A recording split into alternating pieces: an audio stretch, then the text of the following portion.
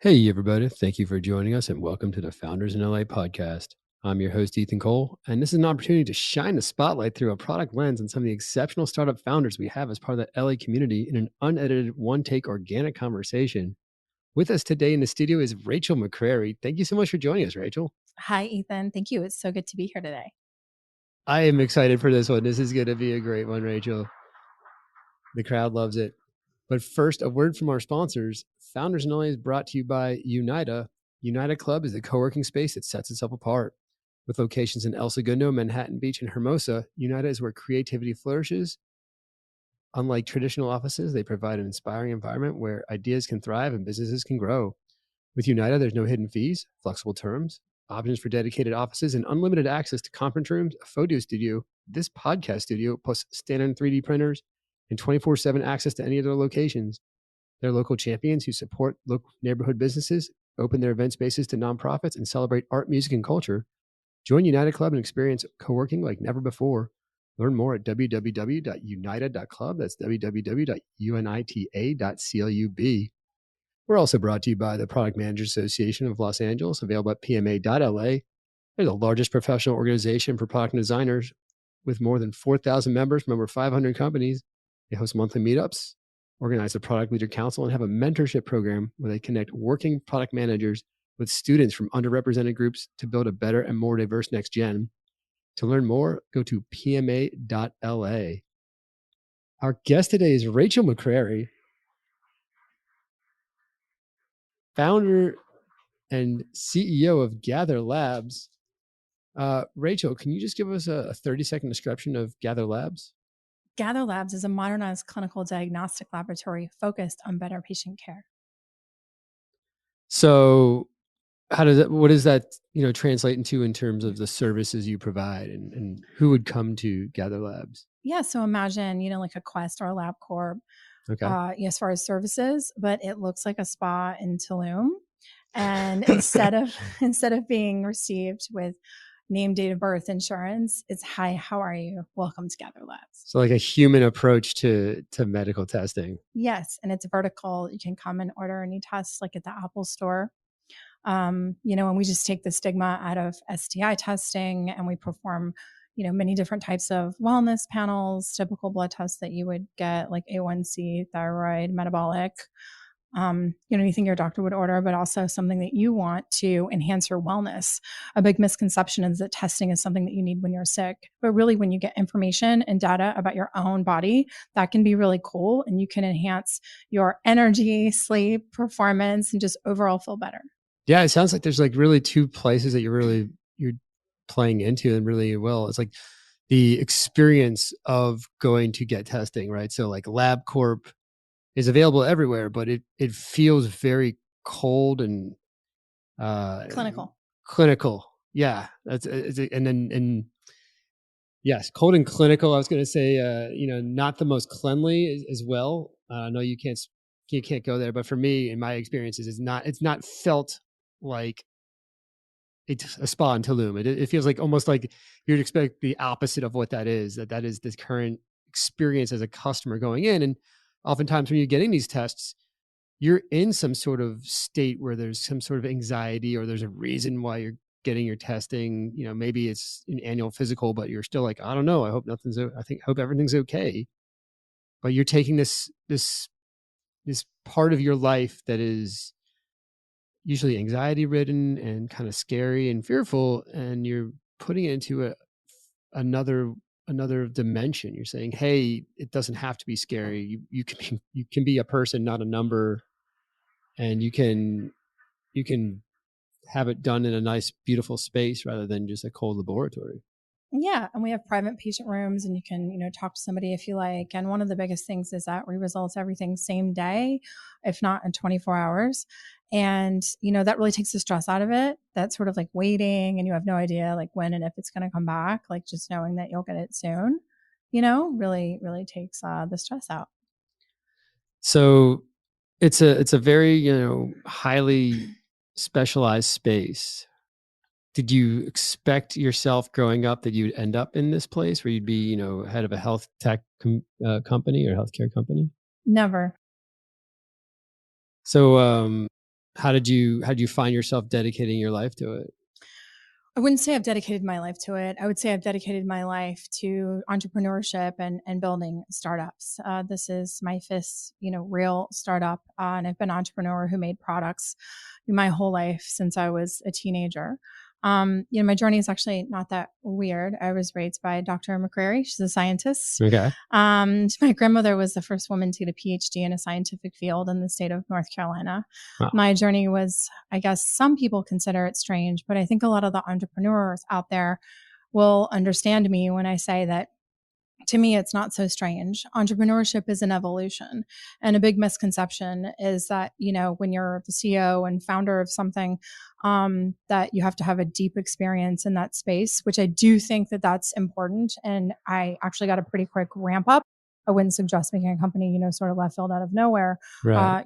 but I did get a pretty quick, like drinking from a fire hydrant, ramp there. But when you're a CEO, my main job is, raising capital in private securities and running legal finance, order of operations, team leadership, things like that. So that's been this consistent with all of my companies. As far as my journey here, people really like to put you in a box and like to label you, as something. And for me, that's just an entrepreneur. I'm a fashion designer, a lingerie expert, a Hindu philosopher, a suicide girl, a life coach, a world traveler. I know a thing or two about digital assets, an EMT, I saw that. and a Yeah. healthcare founder. So you mentioned, your first company you started as a teenager. Yes. What was that? I made merch for bands. So Nice. my cousin was in a band and I didn't like the t-shirts. So I hand screened new t-shirts that I thought were better and sold them outside of the venue because I wasn't old enough to get in, and generated more revenue than the band. That's sort of a legacy story they like to tell. That's amazing. And then were there like skills that you picked up in that that you have carried over into your other businesses? In making t-shirts? More of like kind of the probably more of like maybe early sales that you learned, right? So like it's not just making the t-shirt, and people could make a t-shirt but not make a business out of it. But it sounds like you made a t-shirt, but then you were also able to put on a sales hat and do a good job of getting it out there. I've never considered myself a salesperson, although some people do. I'm a direct to product person. I'm a product person through and through, like whatever the product is. So I consider myself an artist. I did go to art school. So if you look and listen to Rick Rubin's new book or read it, The Creative Act, the creative process is having something inside of you and making it external so that other people can see it tangibly. So I've always been like really quick to that. I've always just like mainlined from idea product. Some of them work, some of them don't. But you just keep going idea to product. I'm not really a marinator who kind of like thinks it all the way through of like, how are people going to receive it and like what's going to happen. Instead, I just put it out there and see what happens because you can't control that. You can only control, making it into a thing. I've heard a very similar story from another serial entrepreneur, and he would talk about how it was important to. Right, he talked about he downplayed the importance of strategy and importance of just doing the act of getting it out there. Is that sounds similar yes. to your philosophy as well? Yes. And so, curious to in the current venture, in Gather Labs. How were you able to get your first customers, right? So how did this company come about? It's brick and mortar. Did you start as brick and mortar or do you start as, I guess, how did you start? Yeah, it happened pretty organically. I don't ever remember there being a decision of I'm going to change what I do. Like that was never a thought that I had. I was helping a friend. A friend of mine is a doctor and a scientist, and he asked me for some help in February, March of 2020, with his clinical trials and EUA applications. Now that may sound very strange, but this was the Wild West in a crazy time. Right. And people were sort of grabbing on to what they could. Right. And he's ESL, and I guess in his mind, I had good reading and writing skills. And I'm pretty literal, so I just followed the directions exactly. I have a photographic memory, so I memorized the clinical trial and filled out the template from the FDA, and then gave it back to him. And apparently, they told me that it was done really well and very successful. So I was asked to, continue that work. Through Right. that work, I really sort of fell in love with diagnostics. We had a serological lateral flow immunoassay for IgM and IgG for COVID, and then eventually, one of those saliva antigen tests. And this is in like June of 2020. Okay. So, through that, I was playing with many other diagnostics just to know them and get to understand them for over the counter products. And I just fell in love with them. I was like, wow, this is so cool. Like you can instantly get information about your body. Right. Yeah. So, I was just like, this is really, really cool. And some important people suggested that, I lean into that because I had a knack for it. So I was really assisting him and some other people, and volunteering mostly. And just thought that this would be over soon. If I can add any value, like that's cool. And then after a while, it just grew and grew and grew. And we were using some labs for the clinical trials, and reference sites for the validation data. And I just was like, wow, this process is pretty archaic. This is a dinosaur. This is like, they don't have any tech. They lose everything. It's on papers. There's different people there every day. They all seem like they're not really like that into it. What if I disrupted that? Like, what if we created a lab that was totally different and like turned it upside down? And, I just kind of had my team around me, and I was like, hey, you want to do this? And they're like, yeah. And just kind of jumped in and, built it, one brick at a time. And it was pretty hard back then to find someone to help us even get a location. Realtors, nobody was working. Everyone was scared to talk to each other. Right. But we did it. And then I had this like dream in my head of it being baby blue, like my grandmother's lab coat, and pictures that looks like my former fashion companies, like black and white, like cool photography. And it was just sort of born, and people liked and reacted to it. As far as our first customers, those were plastic surgeons. I invented a bra called the RX bra. It's a medically effective bra that's also cute and comfortable. Hmm. It has far infrared yarn, similar to the tech in an infrared sauna, and increases blood flow and circulation. And some of the plastic surgeons that we were selling to asked me to help them, get COVID tests, and then, just sort of spread through friends and family as far as our direct to consumers. There were just people that were like, hey, can we come in? Like, do you have this? And then it was our customers that were like, well, what else can you do? This is really cool. This is like a really cool place to be. And from the beginning, we had always intended to do, things other than COVID. Like that wasn't really that interesting. So, we started learning everything else. I went back to UCLA and became an EMT. Yeah. Just to understand basic vernacular, and sort of learned a lot about what were the most frequent tests that people got, and how where was the biggest need for being able to get them easily, and just kind of went from there. And learned a lot about serology and molecular virology like pretty quickly. Like it was like a 16-hour a day for 2.5 years of drinking from a fire hydrant. While you're sort of like raising capital and doing everything to build a company structure, and then there's people coming in and asking questions, and sort of figuring out like proper hires, getting medical directors, things like that.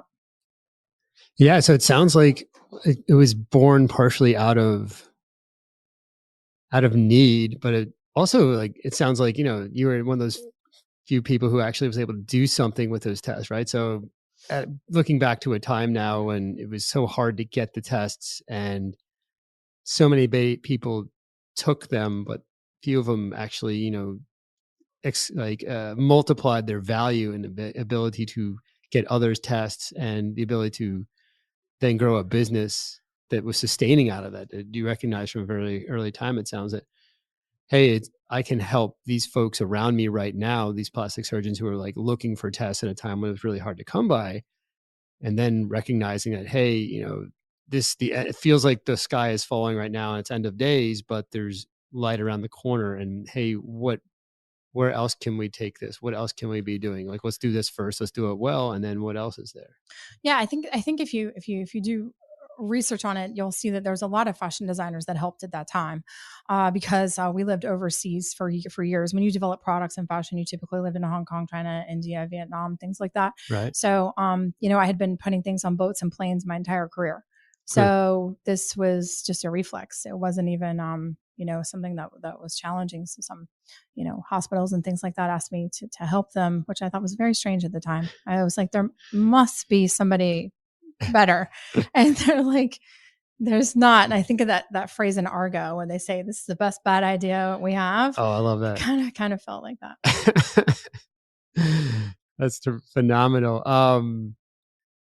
Wow, and going back to the comment on it becoming an EMT, like that's no small feat, And what's interesting is pound for pound, that's so much information. I actually did that once when I was young, growing up, and to this day, even many years later, I can still recall a lot of the things. So that's amazing that you went out and took this medical training to kind of beef up the background, and I imagine it helped out quite a bit.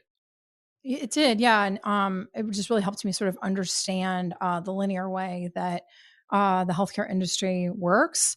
Because when you work in design and things like that, it's just much more esoteric, and I almost see it as like round, right? Everything is just sort of like round and colorful. And whenever I was like learning things like that, it's just more like linear. There's no deviation from exactly how this is, Yeah. which was a little challenging for my brain at this age to, after having years of philosophical thought.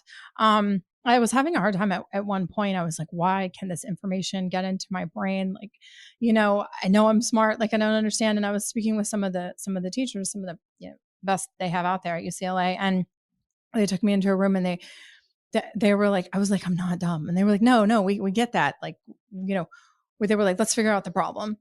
And this is where good teaching comes in. And they said, what did you study? And I said, design and philosophy. And this woman looked, she goes, oh God. She goes, okay, you're I used have to, nothing I can work with here. she goes, this is like, is it blue? Is it purple? Let's talk about it. Let's write a paper about it. I was like, yes, that I can do. And she was like, no, this is the opposite of that. So she said, here's a pencil and a paper, draw the heart, the pulmonary vein, the aortic, the different ventricles and like the way that the blood flows, like actually draw it with your own hand. And that'll help your brain sort of like absorb this information better. And she was right. So I started doing that. So I thought that was like really cool that she like, instead of just like reading this word over and over again, like to sort of like make it more in the way that my brain worked. Yeah, no, I've had some good teachers who've been able to do that as well, where they, like the best ones, will take one form of information and find what clicks for the student or the audience, and that's like they just find a way to make it parallel or similar. All these different metaphors for what it is they're looking to do, like looking to teach, and those can take very complex ideas and bring it down to whoever they're talking to. Like the best ones are just, you're sitting in awe at them. Like, wow, you are an amazing teacher. Yeah. And, I'd be like, but why? She's like, there's no why here. It just is what it is. If this, then this. I'm like, got it. This isn't that class. I'm like, okay. That's awesome. Well, I'd love to ground this back in Los Angeles. And so, we're the Founders in LA podcast. And we'd like to ask our guests, what's the most LA thing that's happened to you? And it can be tech related or not. Tech related. I raised $1 million at Tech Week on the Santa Monica Pier. I think it was like 2015 or 2016. That was really fun. Sort of like startup time, like pre-pandemic startup life. I miss it so much. Other than that, like, I was born and raised in North Carolina before I lived in New York City and San Francisco and Hong Kong. And I grew up on the beach. So I think the attraction here for me is, it's a city on the beach. Like I need to be near water. I'm a sunshine girl, bikinis. I'm in. Oh yeah. And I love that about this town, where you can be on the beach, you can be right on the sand, and then in 30 minutes you would never guess you're in downtown, or you're in the middle of like a tech conversation in like a heart of one of the biggest companies in the world. And it's always just kind of a stone's throw away. So yeah, I hear you. I love that about this city. I love that about this community. Well, thank you again, Rachel, for coming down. This is wonderful chatting with you, and thank you for sharing your story. Of course. Our guest is Rachael McCrary. She's the co-founder and CEO of Gather Labs. I'd like to thank our sponsors, PMALA and Unida. I'd like to thank you all for listening to us. If you like what you hear, please smash that subscribe button. Thanks again for joining us, and we'll catch you next time on Founders in LA.